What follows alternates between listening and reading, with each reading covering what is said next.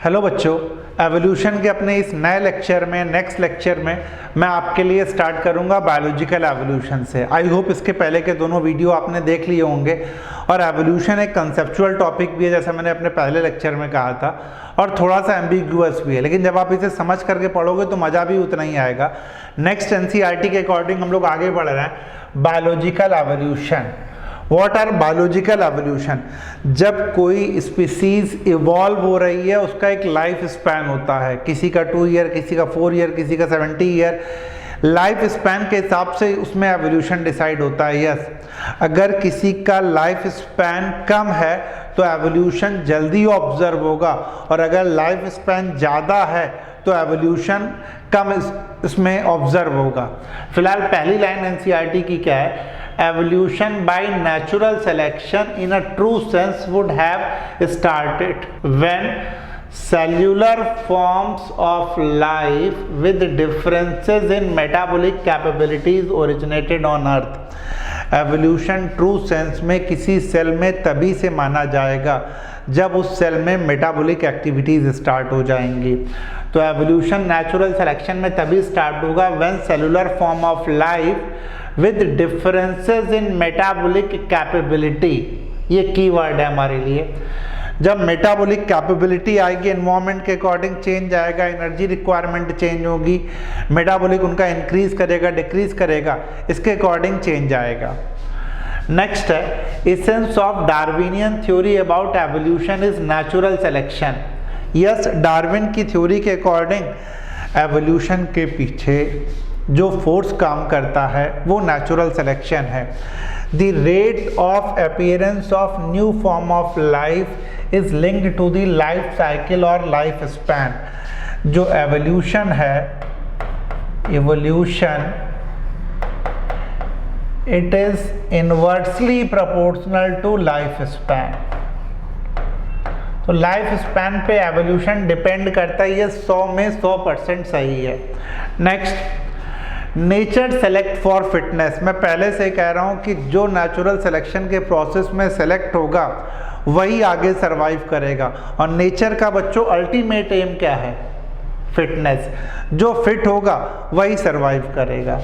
One must remember that the so-called fitness is based on characteristics which are inherited।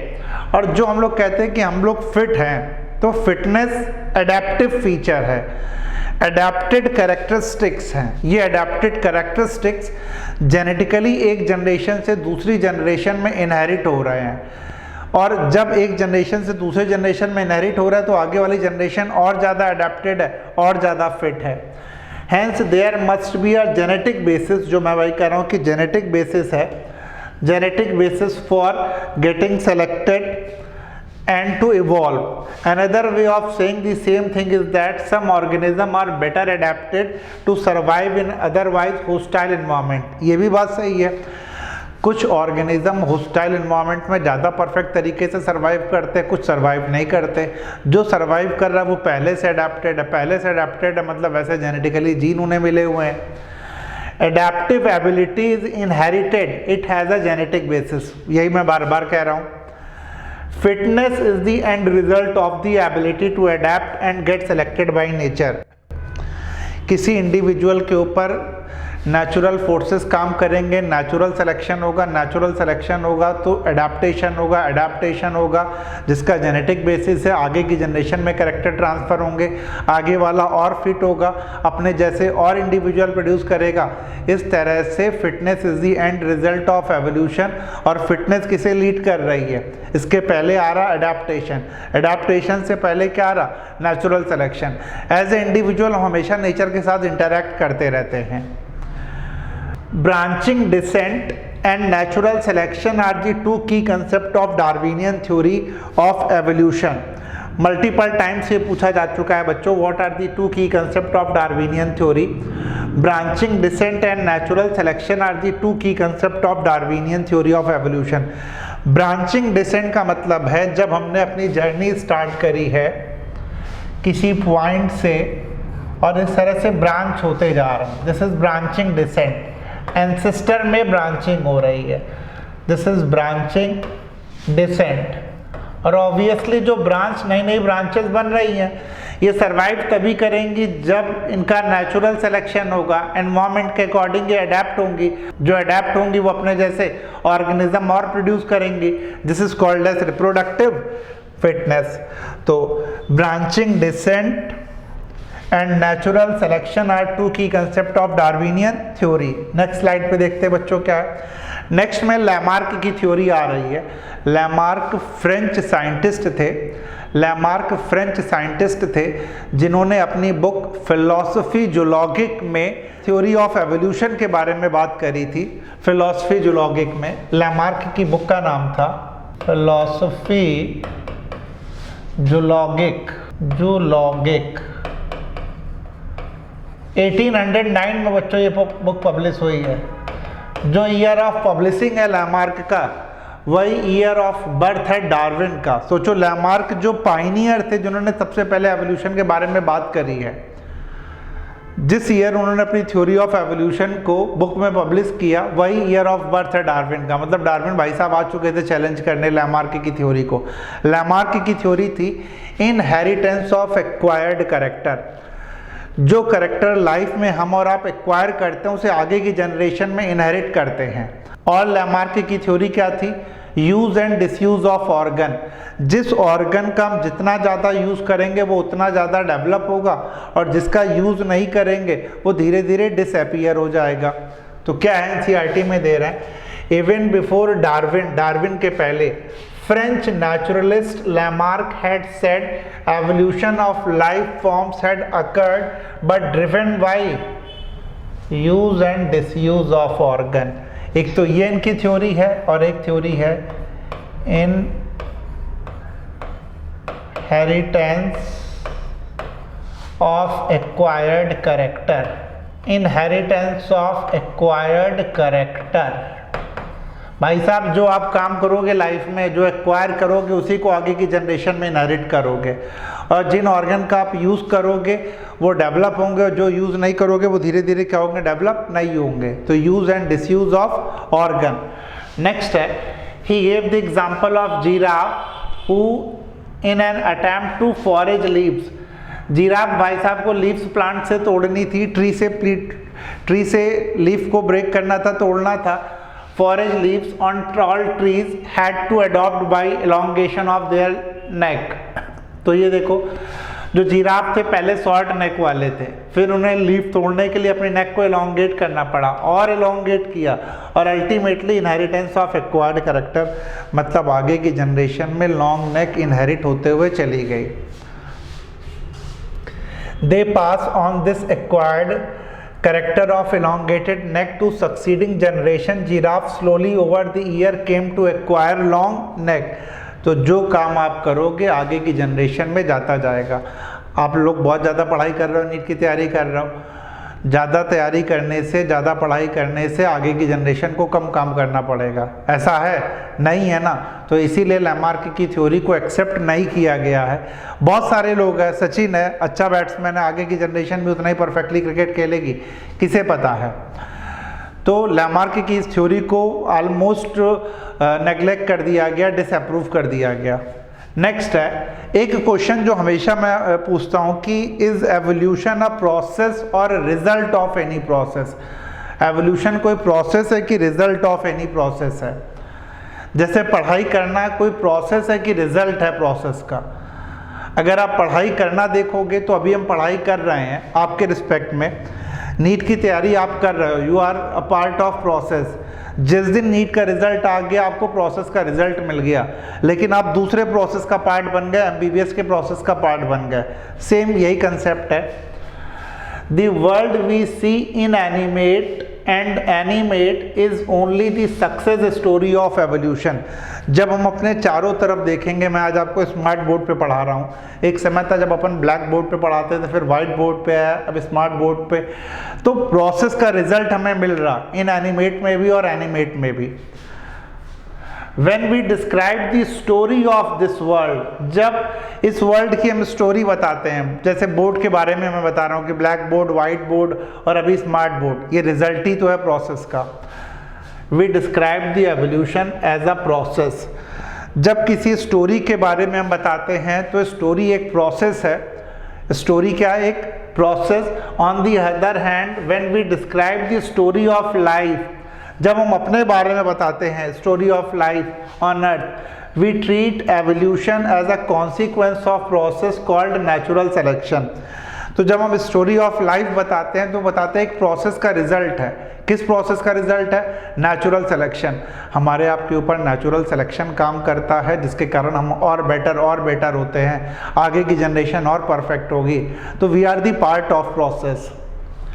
But वही confusion है, जैसे मैंने आपको बताया ना कि प्रोसेस है या रिजल्ट है, दोनों इंटरचेंज वर्ड है, तो एग्जैक्ट बता पाना मुश्किल है कि क्या है क्या नहीं है। तो in NCERT they are writing, we are still not very clear whether to regard evolution and natural selection as process or and result of unknown process। तो आई विल से ये प्रोसेस भी है, रिजल्ट भी है, आपके देखने का perspective अलग अलग हो सकता है। अगर हम एक एंगल से देखेंगे तो प्रोसेस है, दूसरे एंगल से देखेंगे तो रिजल्ट है। तो इसमें कंफ्यूज नहीं होना, अगर ऑप्शन आए तो दोनों हमें टिक करना है, और अगर एक पे कंपेल किया जाएगा तो आई थिंक बेस्ट आंसर होगा प्रोसेस है। जैसे स्टडी करना, लर्निंग एक प्रोसेस है, मेरे लिए भी प्रोसेस है, आपके लिए भी। Next is natural selection. जिस नेचुरल सिलेक्शन प्रोसेस का रिजल्ट था एवोल्यूशन, वो नेचुरल सिलेक्शन एग्जैक्टली है क्या? डार्विन भाई साहब ने नेचुरल सिलेक्शन के बारे में कहा क्या है? चार्ल्स रॉबर्ट डार्विन, जो कि इंग्लैंड के साइंटिस्ट थे। It is possible that the work of Thomas Malthus on population influenced Darwin। जब डार्विन HMS बीगल के वाया समुद्री यात्रा कर रहे थे, सी वॉयज कर रहे थे, ये पॉसिबल है कि जो चार्ल्स माल्थस का आर्टिकल था, जो ऐसे था, उससे इन्फ्लुएंस हुए। माल्थस ने कहा था कि जो पॉपुलेशन है वो ज्योमेट्रिक रेशो के टर्म में, और जो फूड सप्लाई है वो अरिथमेटिक रेशियो के टर्म में बढ़ती है। पॉपुलेशन ज्योमेट्रिक रेशियो मतलब 2, 4, 8, 16, 32, 64 इस टर्म में, और अरिथमेटिक रेशियो में जो फूड सप्लाई इंक्रीज हो रही है 2, 4, 6, 8, 10 इस तरह से अरिथमेटिक एडिशन के टर्म में। Natural selection is based on certain observation which are factual. For example, natural sources are limited, population are stable in size except for seasonal fluctuation, member of population vary in characteristic। अगर आप nature में देखोगे तो population का size बहुत very करता है। Seasonal fluctuation आप छोड़ दो, कुछ सीजन में कुछ फ्लोरा एंड फाना की पॉपुलेशन बहुत तेज़ी से इंक्रीज करती है, अदरवाइज ओवरऑल अगर आप देखोगे तो ये स्टेबल रहेगी। तो वही ये कह रहे हैं कि नेचुरल सिलेक्शन जो है वो कुछ ऑब्जर्वेशन पर बेस्ड है। नेचुरल रिसोर्सेज तो लिमिटेड है, जो फूड सप्लाई है, जो न्यूट्रिएंट सप्लाई है, अदर जो मिनरल सप्लाई है वो लिमिटेड है। तो इसीलिए जो पॉपुलेशन साइज है वो हमेशा स्टेबल रहती है, सिर्फ सीजनल फ्लक्चुएशन को आप हटा दो। In fact no two individuals are alike. दो इंडिविजुअल एक दूसरे के कभी भी सिमिलर नहीं है। जब सीजनल फ्लक्चुएशन है तो जो ज़्यादा नेचर के अकॉर्डिंग अडेप्टेड होगा वो सरवाइव करेगा, और जो सरवाइव करेगा वो नेचुरल रिसोर्सेज को यूटिलाइज करेगा। इस नेचर में जब दो लोग एग्जैक्टली सिमिलर नहीं है तो उनके नेचुरल रिसोर्सेज यूटिलाइजेशन का तरीका भी क्या होगा? अलग अलग होगा। Even though they look superficially similar, most of variation are inherited. तो वो जो पहले से हम कह रहे हैं कि ज़्यादातर जो वेरिएशन है वो इनहेरिट होते हैं। Variations are the raw material of evolution. और वेरिएशन हमारे में कैसे आता है? Natural selection. नेचुरल सिलेक्शन कैसे आएगा? फिजिकल क्लाइमेटिक फैक्टर के अकॉर्डिंग। जो फैक्टर्स अवेलेबल होंगे जिन्हें हम यूटिलाइज करेंगे उसके अकॉर्डिंग हमारे में चेंज आएगा। The fact that theoretically population size will grow exponentially if everybody reproduced maximally. अगर हमें परफेक्ट सारी चीज़ें मिल रही, बिल्कुल खाना मिल रहा है, पानी मिल रहा है, एनवायरनमेंट बिल्कुल सही है, everything is perfect in your favour, तो ह्यूमन पॉपुलेशन या किसी भी प्लांट या एनिमल का पॉपुलेशन रेट अपने मैक्सिमम पर होगा। बहुत तेज़ी से पॉपुलेशन बढ़ेगी, लेकिन कहीं ऐसा होता है क्या? वो स्टेबल रहती है, ऑलमोस्ट कांस्टेंट रहती है, क्योंकि बहुत से फैक्टर है जो कांस्टेंट की तरह काम करते हैं, जो इसे इंक्रीज नहीं होने देते। तो यही तो कह रहे हैं कि grow exponentially if everybody reproduce maximally. This fact can be seen in growing bacterial population and the fact that population sizes in really are limited. Mean that there had been competition for resources. 20 lakh लोग NEET में appear होंगे 2023 के, लेकिन select कितने होंगे वो limited है। तो नंबर ऑफ सीट्स लिमिटेड हैं, नंबर ऑफ एप्लीकेंट बहुत ज़्यादा हैं। जो लोग आ रहे हैं इस नेचर में वो बहुत सारे लोग हैं, लेकिन जो फूड अवेलेबिलिटी है वो लिमिटेड है। तो जो जिन्हें फूड मिलेगा वही सरवाइव करेंगे। Only some survived and grew at the cost of other that could not flourish. Yes बच्चों, अगर आज हम और आप इस अर्थ पे सस्टेन कर रहे हैं तो किसी के बिहाफ पे कर रहे हैं। हमारे बिहाफ पे किसी को सैक्रिफाइस करना पड़ा है, ऑब्वियसली वो लेस कॉम्पिटेंट होगा, हम ज़्यादा कॉम्पिटेंट हैं। नेचर में हर समय कंपटीशन होता रहता है। The novelty and brilliant insight of Darwin was this, he asserted that variation which are heritable and which make resources utilization better for few, adapted to habitat better, will enable only those to reproduce and leave more progeny। मतलब इस nature में natural selection जब हो रहा है तो natural selection के कारण हमारे अंदर वेरिएशन आ रहा है। ये वेरिएशन वही वेरिएशन है जो यूज़फुल वेरिएशन होंगे। यूज़फुल वेरिएशन के कारण हम जो आसपास की सराउंडिंग में जो चीज़ें हैं, जो फूड अवेलेबल है, जो क्लाइमेटिक कंडीशन है, उसके अकॉर्डिंग परफेक्टली सर्वाइव करेंगे। और जो इनका बेटर यूटिलाइजेशन करेगा वही फिट होगा। और डार्विन के अकॉर्डिंग फिटनेस की मतलब डेफिनेशन क्या थी? रिप्रोडक्टिव फिटनेस, जो अपने जैसी प्रोजनी को और प्रोड्यूस कर सके। Hence for a period of time over many generation survivor will leaves more progeny and there would be change in population characteristic and hence new form appear to arise। It means जो nature में जिनके पास minor variation है, useful variation है, जो nature की चीज़ों को proper utilise कर पा रहे हैं, वो सर्वाइव करेंगे। और जब सर्वाइव करेंगे तो अपने जैसे इंडिविजुअल और प्रोड्यूस करेंगे। This is called as reproductive fitness. तो आई थिंक आपको डार्विनियन थ्योरी समझ में आई होगी। इन शॉर्ट फिर से मैं बता रहा हूँ, नेचुरल सिलेक्शन की थ्योरी है डार्विनियन थ्योरी। पॉपुलेशन को जितनी तेज़ी से इंक्रीज़ करना चाहिए उतनी तेज़ी से नहीं इंक्रीज़ करती है, क्योंकि लिमिटेड रिसोर्सेस हैं। इन लिमिटेड रिसोर्सेस के कारण हमारे अंदर यूज़फुल वेरिएशन आता है। इन यूज़फुल वेरिएशन के कारण हम रिसोर्सेज को और प्रॉपर यूटिलाइज करते हैं। हमारे जैसे इंडिविजुअल और बॉर्न होंगे। This is called as reproductive fitness. इस तरह से नेचर में एक तरह के इंडिविजुअल्स आने स्टार्ट हो जाएंगे। Example of natural selection. Next NCERT examples दे रहा नेचुरल सिलेक्शन के। देखते हैं कौन कौन से नेचुरल सिलेक्शन के एग्जाम्पल है। पहला एग्जाम्पल बड़ा इंटरेस्टिंग एग्जाम्पल है बच्चों। ये एग्जाम्पल है नेचुरल सिलेक्शन का, इंग्लैंड से आया हुआ है। In a collection of moth made in 1850, England में जब इंडस्ट्रियलाइजेशन नहीं हुआ था, औद्योगिकरण नहीं हुआ था 1850 में, वहाँ पर जो मोथ की वैरायटी थी वो वाइट वैरायटी थी। Before industrialisation set it was observed that there were more white winged moth. ज़्यादातर वहाँ पर ऐसे मोथ थे जिनके विंग्स वाइट कलर के थे on tree than dark winged और मेलानाइज्ड मोथ। तो इंडस्ट्रियलाइजेशन के पहले वाइट विंग्ड वाले मोथ ज़्यादा थे, डार्क विंग्ड और मेलानाइज्ड मोथ वाले कम थे। ऑब्वियसली इन्वायरमेंट में ज़्यादा कार्बन एमिशन नहीं है, ट्री ट्रंक लाइकेन के कारण वाइट है। इस वाइट बैकग्राउंड में वाइट विंग्ड वाले अपने आप को ईजिली हाइड कर सकते हैं, प्रोटेक्ट कर सकते हैं प्रेडेटर से। However, in the collection of carried out from the same area, but after industrialization, industrialization के बाद में, that is after 1920, after 1920, there were more dark winged। जब वहाँ पे इंडस्ट्रियलाइजेशन हो गया, हर तरफ कार्बन एमिशन होने लग गया, अब डार्क विंग्ड ज़्यादा दिखाई देने लग गए, क्योंकि वो ब्लैक बैकग्राउंड में अपने आप को हाइड कर सकते थे। In the same area the proportion was just reverse. तो पहले जहाँ वाइट वैरायटी दिखाई देती थी, इंडस्ट्रियलाइजेशन के बाद ब्लैक वैरायटी दिखाई देने लग गई। During post industrialisation period the tree trunk become dark due to industrial smoke and soots. पहले जो ट्री ट्रंक थे वो वाइट कलर के थे क्योंकि कोई इंडस्ट्रियल स्मोक या सूट नहीं था वहाँ पे। इंडस्ट्रियल कार्बन एमिशन के कारण वो भी ब्लैक कलर के हो गए, तो ब्लैक कलर की वैरायटी अब अपने आप को हाइड कर सकती थी। Under this condition the white winged moth did not survive due to predator, dark winged और melanised moth survive.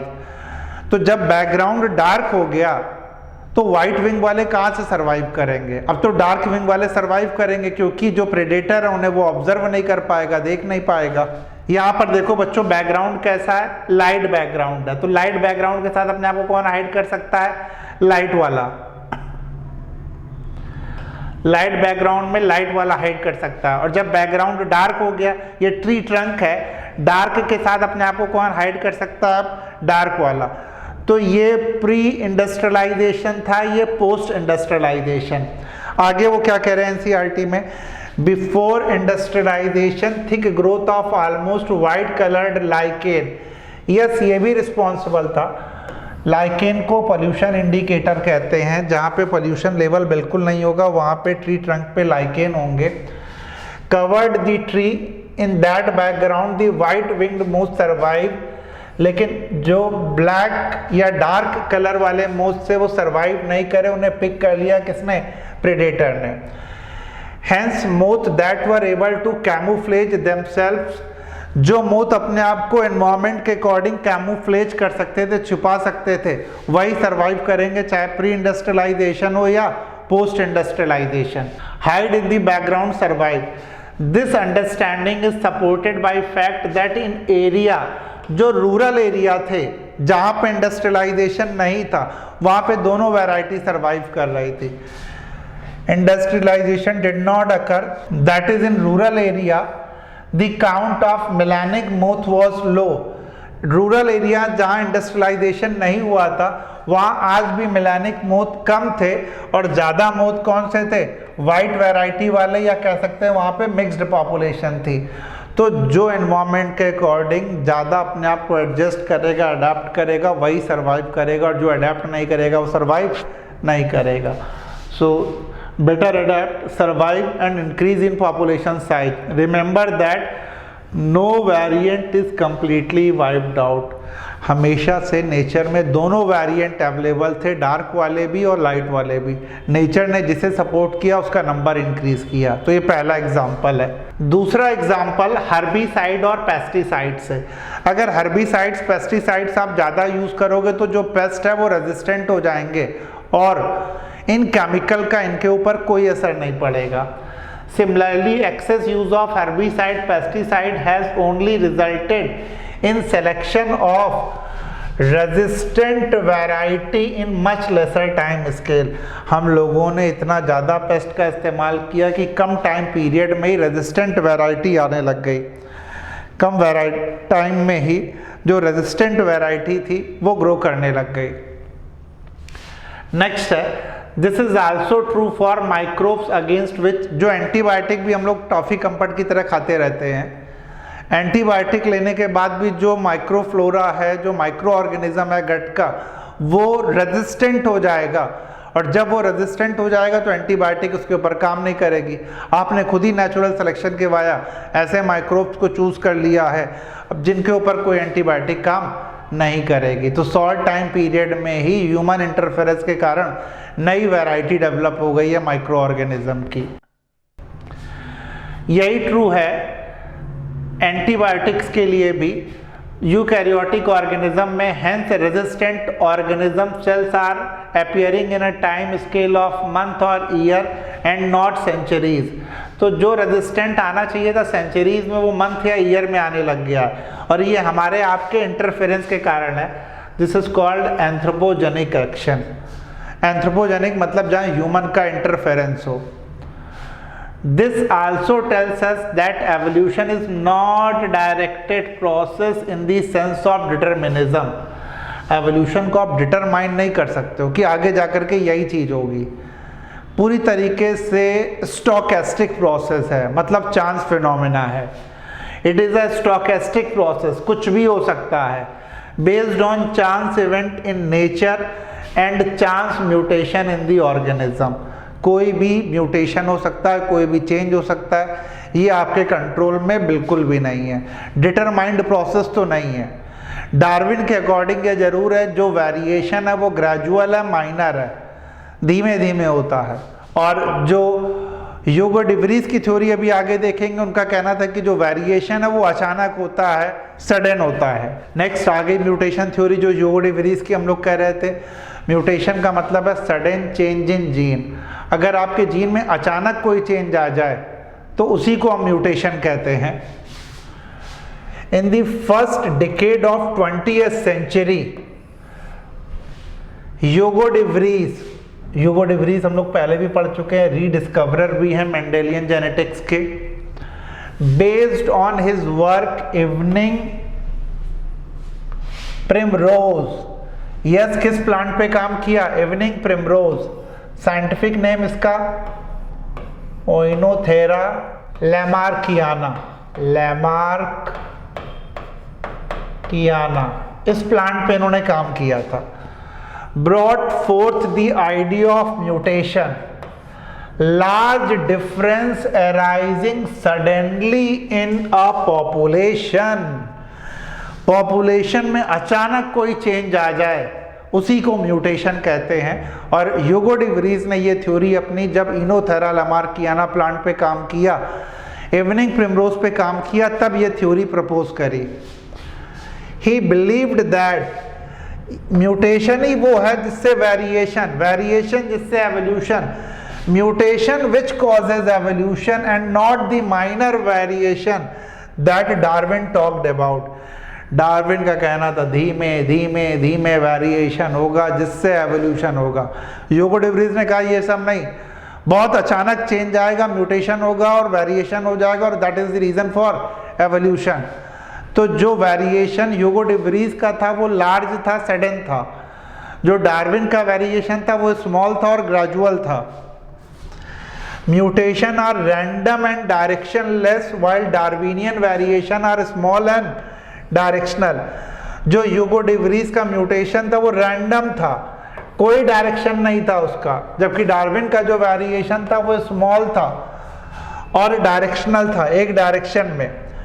Evolution for Darwin was gradual, Darwin के लिए एवोल्यूशन एक ग्रेजुअल प्रोसेस था, लेकिन ह्यूगो डिवरीज के लिए म्यूटेशन जिससे स्पेसिएशन हो रहा, नई स्पीसीज बन रही है, वो एक सडन प्रोसेस है, सॉल्टेशन है, सिंगल स्टेप लार्ज म्यूटेशन। एक सिंगल स्टेप में इतना बड़ा चेंज आ जाएगा कि नई स्पीसीज का फॉर्मेशन हो जाएगा। Studies in population genetics later brought out some clarity. तो डार्विन की थ्योरी सही है या ह्यूगो डिवरीज की थ्योरी सही है, ये क्लियर किया गया है हार्डी वीनबर्ग के लॉ से। हार्डी वीनबर्ग और आगे का पार्ट हम लोग अपने नेक्स्ट वीडियो लेक्चर में देखेंगे। बच्चों, आई होप आप लोगों को ये सीरीज़ अच्छी लग रही होगी। ये मेरा सीरीज़ का तीसरा वीडियो था, आगे 1 से 2 वीडियो और होंगे और एवोल्यूशन का पार्ट ख़त्म हो जाएगा। Thank you.